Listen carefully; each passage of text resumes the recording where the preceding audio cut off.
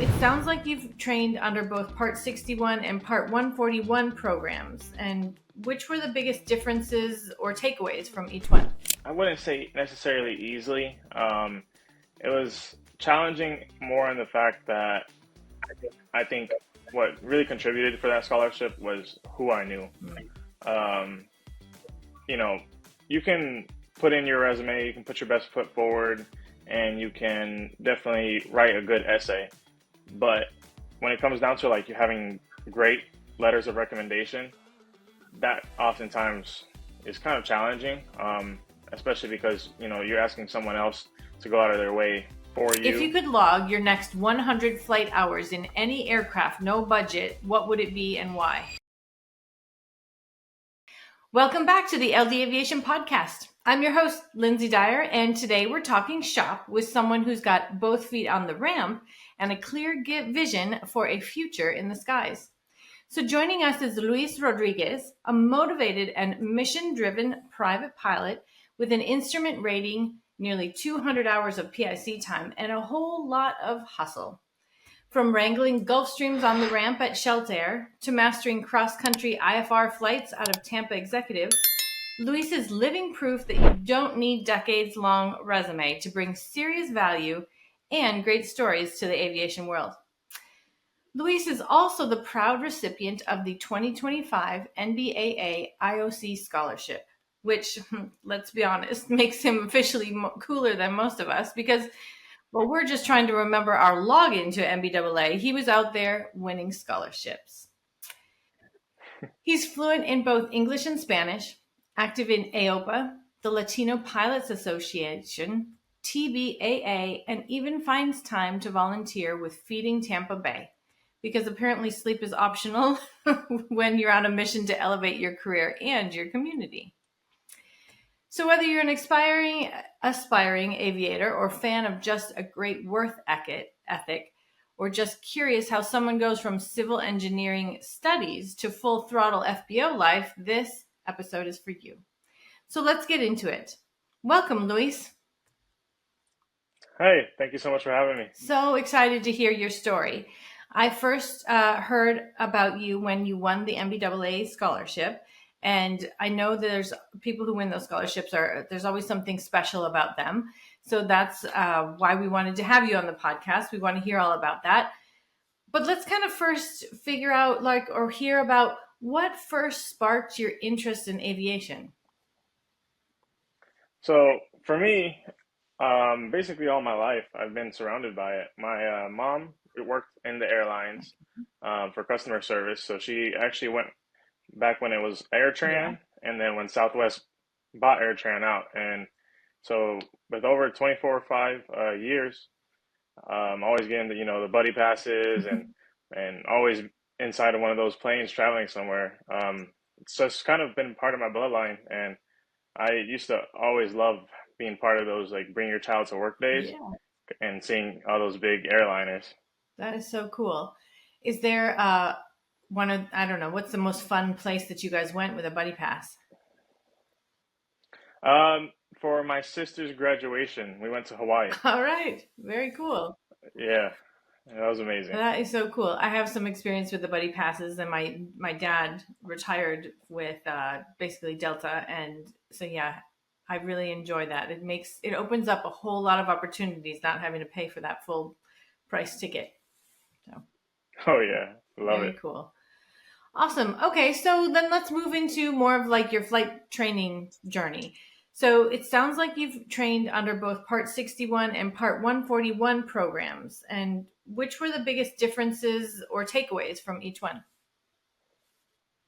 So with Part 61, you get a little bit more freedom as far as your training. It's kind of more tailored to you, and that part is what really attracted me to 61. So my private, I did 61. My instrument, I did 141, and then I'm back to 61 for commercial. Okay.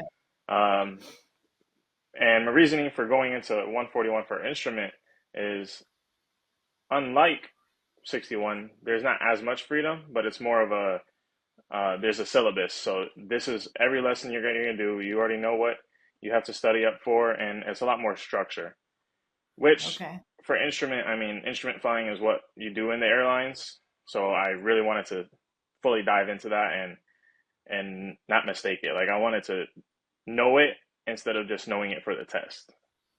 Great. But it does require a lot more lessons than you could probably get away with. So I decided to go back to 61. Makes sense. Yep, totally makes sense. What advice would you give to someone who is just starting their flight training? Definitely save up a lot of money. Have your finances completely ready. I tell people all the time, the hard part isn't necessarily flying or even the groundwork, it's paying for it. Right? Yeah, that can be pretty expensive these days. Is there, I think I've told this story before, but when I got my private license, I did it while I was living in Venezuela. And we had a 172 with fuel and an instructor for $12.75 an hour. Oh my Right? gosh. It was like, now I think, oh my gosh, I should have flown a million hours down there. But anyway, I didn't understand exactly what that was like. What is the price per hour for like a 172 these days? So I pretty much I would say the average between like 155 an hour wet, all the way up to 225, just kind of depending on, what avionics it Right. has and what that kind of school charges. Sure. Oh my gosh, 155. Crazy. Uh, cool. All right. So you talked about the money aspect of that. It's very expensive to fund all of that. So it sounds like you are working in the aviation industry to help uh, pay for your classes. So right now you're working for Sheltair. What's something that like the ramp life has taught you that you didn't expect? The ramp life has honestly taught me a lot of lessons. One I would say is very valuable is just be aware. Always have awareness, especially when it comes to aviation. I mean, these are huge machines, multi-million dollar machines, and little simple mistakes that could happen just from fatigue, for example, could really lead to, something devastating happening. So always being aware of what you're doing, and your surroundings. Yep. Very good point. Any close calls that you've had that you'd like to share with us? So this one's for the King Air pilots, and it's pretty intimidating when you have one of those planes with the dual propellers taxiing at you at like Mach 2, and you're like, please stop. Like, Yep. I can only imagine. Yeah, you're like, I hope this guy is paying attention or gal. And yeah, and there's no brake failure either. oh my gosh, crazy. I have not ever worked the line before, but it seems like a fun job. Oh, it's amazing. It's definitely one of my most favorite jobs that I've been a part All of. right, very cool. All right, so let's kind of move into the scholarship realm here. So you won the NBAA scholarship for IOC this year, so 2025, and that was a big deal. So how was the whole process to get it done? Was that easy? Um, I wouldn't say necessarily easily. It was challenging more in the fact that I think what really contributed for that scholarship was who I knew. Mm, Um, you know, you can put in your resume, you can put your best foot forward, and you can definitely write a good essay. But when it comes down to like you having great letters of recommendation, that oftentimes is kind of challenging, especially because you're asking someone else to go out of their way for you to write this letter, yeah, and even if they do it, they might not put their 100% into it. And I believe 100% that what really helped me with this scholarship was having a great mentor write me an amazing letter of recommendation. Like I remember reading it for the first time and like I almost cried. I was like, wow. that's great advice. Okay, so then let's kind of go down a little tangent. How did you find this mentor? Because I'm sure we would all like to duplicate that process. So that was actually through working at Sheltair on the ramp. So he's a Gulfstream pilot, Mhm. and uh, he was a base tenant at the time, and so just seeing him pretty much every shift giving him his fuel when he needed it, taking care of his passengers, helping the flight attendants with their coffee, ice, newspapers, and any other services, and always having a smile, always, wanting to go and network and talk and seem like a very enjoyable person around that other person. And the way he wrote the essay just kind of really reflected what he saw in me through working in the ramp. And we weren't direct coworkers. It was just kind of like that. And that was a tremendous That's help. awesome. The recommendation was. That's so cool. It's networking, the beginning of networking, which is just so important in this industry. Because I think you're right. A Yes. lot of it has to do with who you know, and if you're able to have good relationships with people. That's awesome. Hmm. So, what did it feel like to win when you got the phone call? It was pretty shocking, honestly. So I don't normally answer any calls that I don't know the number from. Okay, yeah. And so if they leave a voicemail, it's going to be important. And surely they left a voicemail. And then so I hear it and I had to replay it like 3 times. I was like, oh my God, this is real. And I immediately called them back and we, set things up. They told me congratulations. And they even invited me out to the conference in San Juan, Puerto Rico. Very cool. Did you get to go?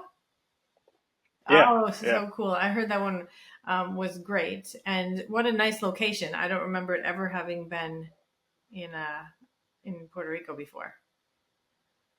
Yeah, no, it was amazing. Beautiful venue, and the NBA, they really did their thing with that. Very cool. Great. That's so cool. What are you like? What's your plan with the scholarship timeline, and what are you going to do with it? So in terms of the scholarship, it's for flight training, and the route I'm kind of heading down right now is I'm finishing my commercial for single engine. You need 250 hours. I'm at 232 as of yesterday, Okay. so about 18 hours left. And then right after that, I'm hopping into multi-engine training. And multi-engine is quite expensive because you're not paying for one, now you're paying for two engines. Yep. That's double fuel burn and everything. So I'm using the funds to help me with my multi-engine. Great. All right. Wonderful. So it sounds like you kind of have a lot on your plate too. How are you managing working on the ramp and flying and coordinate? Like obviously you went to IOC, so that was some travel that was involved in there. How do you coordinate and balance it all? So a lot of Red Bull and early mornings. But realistically, it comes down to just having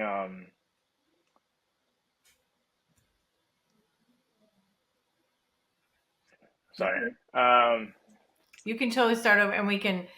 The pauses are not a big deal. We'll take pauses out too. So Okay. I can't think of the word. Like it's like a brain fart. it's all right. Discipline. Ah, There we go. okay. It's a lot of discipline. And in terms of just, have a Google Calendar on my Yeah. phone, and anything that's important that I know I have to do, I need to fit in my Hmm. schedule, I put on the Google Calendar. If it's not on the Google Calendar, it might not get done. It's those are kind of things that will just float and when I have time to do it. But if it's on that calendar, it's done. So all my work, all my flight lessons, I have it where, you know, I kind of make it a linear path for Hmm. me where I'm not necessarily bouncing. I can kind of go from one to the other. Okay. And then in the little gaps between that, hit the gym. I have a fiance, so that requires a lot of time as It well. does. Oh, congratulations there. That's so cool too. Thank you. Okay, so let's kind of move over to diversity, representation. Obviously, you speak English and Spanish. I'm not sure. Where is your background? Like, how did you learn Spanish? Is it a uh, family language? Yeah, so I'm actually fully Puerto Rican, Ah, and so both my parents are from Puerto Rico. I was actually born here in Tampa, mm-hmm. um, and funny enough, I didn't even learn Spanish through my parents. They always talked to me in English. It was more through my grandparents, because they didn't know English. And from visiting them, and definitely from having the buddy passes through my mom, we would pretty much go on like a yearly trip, I would say, to Puerto Rico. Okay. And that was a lot of practice and getting in touch with my Spanish side when I wasn't over here in the States. Nice. That's so cool. Um, my kids speak Spanish similarly. I guess I speak Spanish too, but the kids learn and practice mostly because their grandma also does not speak English, and that's their way of communicating. So I really love that connection to the grandparents. It's really helpful for the kids to push themselves. So good job on that. Yeah, And Spanish is such a great language. It really opens the doors to a ton of different things. At least it has for me over the years. So, very cool. yeah, absolutely. Okay, so I'm going to keep going down this kind of path of diversity. And why is representation in aviation important to you? And how has your involvement in groups like Latino Pilots Association impacted your journey? So my involvement with Latino Pilot Association, would kind of say really started my networking. I was using LinkedIn, I was using social media, and but those were kind of all digital networking. Okay, And there's a huge difference when you actually can like do meetups with people and shake their hand and look at them in the eyes. sure. And up until I believe it was the conference, the LPA conference of last year in October, they had it in Orlando, so not too far from me. I signed up for it. I went and I got to meet, I mean, a ton of different vendors and other pilots and people in the same boat. And those are kind of more like hiring events, Okay. even though I wasn't nowhere near like looking for a job, Hmm. but I was in it for the networking. And thank God I went because I met some amazing mentors that I would say helped me then and actually told me about stuff like the Tampa Bay Aviation Association, the National Business Aviation Association, and told me to look at those scholarships. And that's when I went to NBAA's website and found that scholarship. So it kind of was like a trickle effect. If I never would have went to that and talked to these people and shown my resume, I would have never been able to tweak my resume or go find these scholarships. That's a very good point. I mean, you just never know. Just that one thing could change your whole life, the whole pathway of your life. So cool. Yeah. That's awesome. Very cool. Okay, so industry kind of question. What do you think the industry could do better to support underrepresented pilots? um, Honestly, I have seen a good amount of outreach when it comes down to all these different events and even going to the LPA conference. I mean, they had the Professional Asian Pilot Association, they had OBAP there, they had Women in Aviation. So pretty much any minority group you could think of has their representation, and it's really about showing it and exposing it to people so they can support it or and and in general support each other. Yeah. Yep. It's really cool. I know, at least for the women's side of it, when people or younger people are able to have a role model that looks like them, it's huge. It's really huge. Just for myself, again, in the female side, when I get to see like female director of aviations or chief pilots, I mean, I love seeing that. Business owners, it really makes me think, oh yeah, I could do that too. I'm sure it's very similar in every different group. Yeah, even with Sun and Fun, it just passed, and this is my first year going to it, Yeah. and seeing like the woman pilots in the Blue Angels, Oh, yes. like that is like the most professional top tier piloting you can do, and it's just showing that it's not restricted to anybody. If you put your heart to it, you can get it. Yep. I know. I love it. So many opportunities out there these days. Mhm. Okay, so it looks like you do some other community work, and this one is called Feeding Tampa Bay. So, what motivates you to do that, and what is the program all about? So we use basically funds that are from like fundraisers and stuff like that, and they have food and uh, kind of like just serving food to people who need it. It's over by the College of in Tampa, USF, Okay. and they have, I mean, plenty of events throughout the week, pretty much every week. And it's just an easy way to just kind of go out and give back to the community. Giving back to the community is huge because, I mean, in general, when you don't have anything else, you kind of rely on someone else to help Yeah. you. And I understand that. So I'm very grateful and blessed to be in the position I'm in at now. But I know if I was in any other people's shoes, I would want to help myself. Sure. So I figured, what better way to use my position now to help those people, and maybe if something happens later in the future, you know, what you give is what you receive. Yeah, that's wonderful. So cool. How do you think that any of those experiences that you've had with the programs that you help with shape who you are inside the aviation space? Um, so stuff like that, the community service and how it kind of translates into everything else kind of goes back from my roots of like my very first job. I used to work at Chick-fil-A Oh, cool. for 4 or 5 years, and they do a lot of community service there. I do. Um, and I mean, the whole my pleasure and having the servant attitude and wanting to help others uh, is a tremendous asset and mindset to have, because not only as a pilot are you in charge of flying the aircraft, but I mean you have passengers, you have crew members. There's a you guys are a team, so it's not just all about you.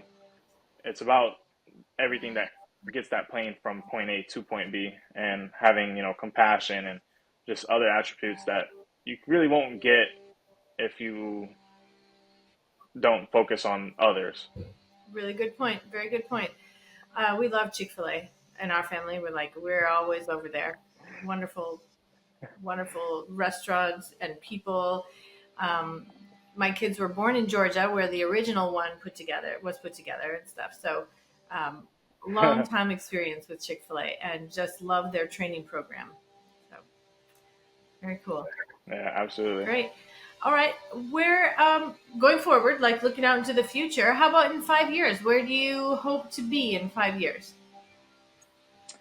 So in 5 years, my absolute goal would to be in any big body aircraft, um, something like a Challenger 350, a Gulfstream, a Global, and just to be able to provide services. Definitely work for a company, maybe like FlexJet or NetJets. Those are kind of like the closest thing to the airlines, but not being an airline. Yeah. And working with all the crew members, I mean, day in and day out, like they all love their job, and just the lifestyle that it provides. Yeah. I think at least last time I checked, they do some sort of 7 on, 7 off type of schedule. So it is similar to the airlines where you have a schedule going forward, a little bit different than maybe some private companies where they're kind of as needed. Yeah, and seniority is still a thing, but it's not everything like it is in the airlines. Okay. Interesting. Very cool. All right. Well, I have no doubt you'll get there in 5 years. We'll have to check back in with you too and see where you're going, in a couple of years and see how far you've gone. Yes, please. It'd be so like a surreal moment to just look back on Right? everything. Yeah. Do you have a dream aircraft? Like, what would be your Uh, favorite one? Favorite aircraft, I would say end goal, if I could have that plane to fly for the rest of my life, would probably be like a Gulfstream 650. Just one of the bigger ones. It's amazing seeing such a big aircraft get off the ground. And I mean, that's pretty much as closest to a rocket ship that you can get. So I think that'd be pretty cool. I don't think I'd ever have a boring day at work. No, you probably wouldn't. That's a beautiful aircraft. Hmm. I just saw too that NBAA posted that the Gulfstream 800 just got certified, officially certified. And if I'm not mistaken, it had something like 230 miles. It ended up being able to fly 230 miles longer, farther than originally planned. So Wow. that's going to be a really cool aircraft to see coming online. Yeah, I can't wait till the first day I get to marshal it in. Right? Yeah. I think they're starting deliveries, I want to say towards the end of this year. So I bet you might see it by the end of the year. Yeah. Nice. I look forward That's to it. cool. All right. I'm going to do something a little different because I thought this would be fun. I'm going to just rapid fire out a couple of fun questions and you just tell me what your answer is. What's the first thing that pops off the top of your head? Okay. All Okay. right, cool. If you could log your next 100 flight hours in any aircraft, no budget, what would it be and why? No budget, my next 100 flight hours. Well, considering there's no budget, it has to be something pretty valuable. And I would definitely say some kind of multi-engine jet time. And I mean that could be something like a citation. It doesn't have to be the Gulfstream immediately, Okay. but if I can at least get like a citation job or a Learjet, something like that, it provides a lot of value because that's essentially the next step to what I would need to get into that Gulfstream. Yep, totally. Very cool. Okay, what's something you learned on the ramp that no flight instructor ever taught you but probably should have? This one's pretty funny. So I would say marshaling. Okay. I cannot tell you how many times that pilots will come in and we will like try to line them up with exactly the angle we want to park them, the spot we want to park them, and they simply cannot figure it out. Like the common sense goes out the window, and like we've literally seen the planes like almost nose into the building, and we're just like, why would you ever think that's a good idea? Maybe everybody should be required to work the ramp before they're allowed to be a pilot. Oh, that would be amazing. And you know what? The ones that I talk to that tell me like, hey, keep doing what you're doing. I used to work the ramp before I'm in this Gulfstream now, and you're exactly where you need to be. And that's always one, very reassuring, and two, it's nice because they understand. For sure. Yep, I bet. That's very cool. All right, you won the NBAA IOC Scholarship, and so be honest. What was the first thought when you found out? I was kind of like, no way. Um, and my reasoning behind that was I pretty much hit the deadline. I mean, like it was like a Saturday night at midnight was the deadline, and I think I submitted it 5 minutes before. Wow. Um, and they called the winners the very next week. So one, I didn't think it was going to happen so quick, and two, I just kind of like wasn't expecting it. So between the fact that there was no, I didn't answer the immediate call and I had to wait for the voicemail, and then I was like listening to the voicemail a bunch of times and then had to call back. I was like, no, this there's no way this just Thought it happened. was fake. Yeah. Oh, funny. Best FBO snack you've ever had on shift? So Sheltair, pretty much every location has the Otis Spunkenmeyer Yeah. cookies, and they're the same cookies that we had in high school. And I have a terrible sweet tooth, so I have to go with those. Any favorite flavor? I personally like the peanut butter ones and the white chocolate macadamia. That's funny. I was going to say that peanut butter one because I'm dating myself, but we had those in high school also. And it was the peanut butter ones were great. Yeah. I would always ask my mom for $1 just so I could get a cookie in the morning. Nice. Yep. Okay. What's one aviation rule or tradition that you think is outdated or overrated? That's a hard one. I've had my instructors honestly kind of really instilled in me that every rule is there for a reason. Mm-hmm. And while some of them might be pretty silly sometimes, I kind of do agree with them. Okay. I couldn't think of one on the top of my head. Okay. No, that's great. How about if you had to create a motivational slogan for student pilots based on your journey so far, what would it be? For that one, I would probably say keep chasing blue skies. All right. Always go for that next flight. Um, and even when you have a bad flight, the next one will be better. So just keep going after it. Awesome. Awesome. How about you can only fly between two cities for the rest of your life? What route are you picking and why? So I've done most of my training honestly in Florida Okay. and a lot of cross countries. Pretty much explored all of Florida, which has been really cool. And if I had to pick 2 points, it would be Marco Island, down a little bit by the Everglades, and then St. Pete in over by Tampa. And I would just fly over that west coast of Florida. I mean, the Gulf is an absolutely beautiful view right there. And then, I mean, between the Everglades, Florida's 100 golf courses, and seeing the Tampa Bay itself from like flying from the south, it's really beautiful. Awesome. All right. Very cool. How about pre-flight playlist? Any songs that psych you up before a lesson or a shift? Yeah, definitely. So usually, if I want to get a little pumped with energy, Mm-hmm. I would definitely put on some kind of like salsa or Bad Bunny or Yeah. pretty much some kind of Hispanic music. I just like to get that rhythm flowing and get the feet kind of loose. Very nice. Very nice. Get yourself pumped up. Perfect. Awesome. So, um, I want to talk to our listeners and just remind everybody that Luis is looking for opportunities. He's brand new, relatively brand new to aviation and flying and everything. And it really, like we talked about before, it just takes that one opportunity that somebody could give him. So, if anyone out there listening might have an opportunity to for Luis, and please reach out to him. And Luis, if they wanted to reach out to you, how what's the best way to find you? So I have several different ways. My email would be pilotlrod@gmail.com. You can also find me on LinkedIn, Luis Rodriguez. My Instagram is Pilot Elrod, and I also have a YouTube under Pilot Elrod. So that's kind of my business that I'm kind of like building and my persona. Wonderful. I will have our team link those below in the notes. So for those listening, you should be able to look in the notes below and be able to see those items then.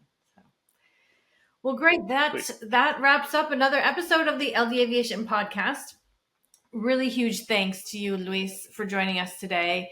Thank you for sharing your journey, all about your scholarship win, and really just reminding us that passion and persistence, along with a great attitude, can really take you a long way in this industry. So, if you enjoyed this episode, give us a follow, a like, and a share wherever you listen to podcasts. And don't forget to connect with Luis on LinkedIn. Again, especially if you're looking for someone with some sharp ramp skills, some IFR experience, and the right amount of stories. So stay tuned for more inspiring conversations from every corner of the aviation world. And as always, thanks for flying with us here at LD Aviation.